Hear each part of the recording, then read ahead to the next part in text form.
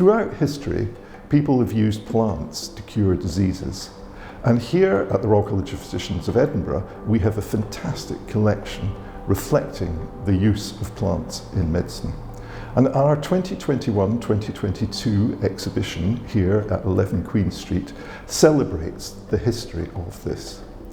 As you might expect, we have some really incredible books with beautiful illustrations showing plants in all their glory. And we hope you can come here until April 2022 between 10 and 4:30 and enjoy the exhibition.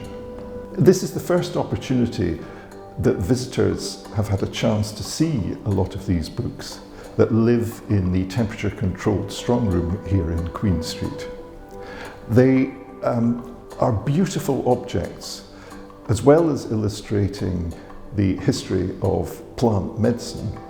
They illustrate the history of printing, particularly with some of the earlier works. These are absolutely unique because they're hand-coloured.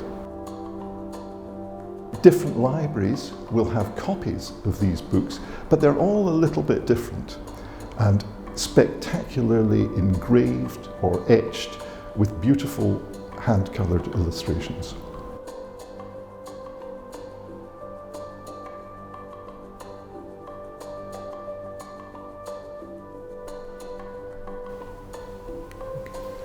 I'm standing at the first case in the exhibition. Behind me is Sir Robert Sibbald, who plays a big part in the story of botany in Edinburgh. Indeed, many of the books in this case belong to Sir Robert.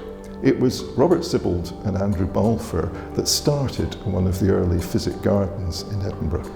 And that's where the connection with both Holyrood House, who've just opened a new physic garden, and the college's long connection with the Royal Botanic Garden of Edinburgh started. In fact, I like to think that the idea for the Royal College of Physicians of Edinburgh started when Sibbald and Balfour were gardening together, growing medicinal plants that were such a crucial part of the treatment plans of a 17th century doctor. In the first case, the first part has some really nice early printed books. The earliest is from 1497, and then we move on to tell the story of the early physic garden and Sir Robert Sibbald. I get really excited by some of these early books. The age thing, and also just the way that they were put together, and are so remarkably preserved, the wonderful qualities of paper. In the 1497 Cuba, you can see an illustration of a mandrake. And the mandrake sometimes resembles, as it does in this book, a human figure. And according to legend, a dug-up root will scream, killing all who hear it. Maria Merian's book on the insects of Suriname features twice in the exhibition. You can see the actual book, and also the spectacular frontispiece is shown on the wall behind me. The frontispiece shows Maria, you can see her in the corner, accepting gifts of plants and insects from cherubs that are taking them to her so she can draw them. From her drawings, she produced engravings which were then hand-coloured, collected together in her smash hit book.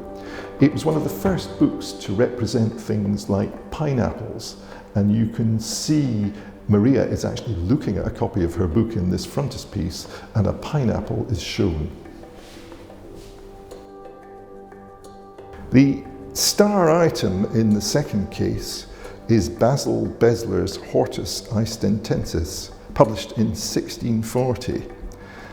These are engraved copper plates that have been hand-coloured.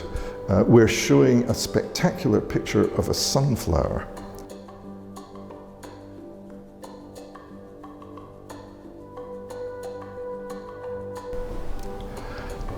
This case is probably the most spectacular. Most of the books here are from the 18th century.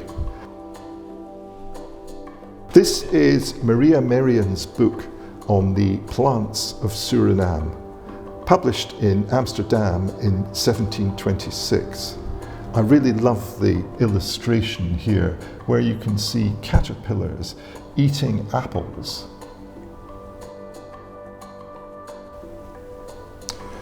Another favourite from the collection is Elizabeth Blackwell's Herbal, published in 1737 in London. This is a 2-volume work that depicts all the books that are found in the Chelsea Physic Garden. We hope you can visit and explore the history of medical botany with us. The exhibition is on until 8th April 2022. It's a free exhibition and it's open from 10 till 4:30 Monday to Friday at 11 Queen Street. It's a unique opportunity to learn about the history of botanical medicine, and it features books, touchscreens and manuscripts exploring the history of medical botany over the last 500 years.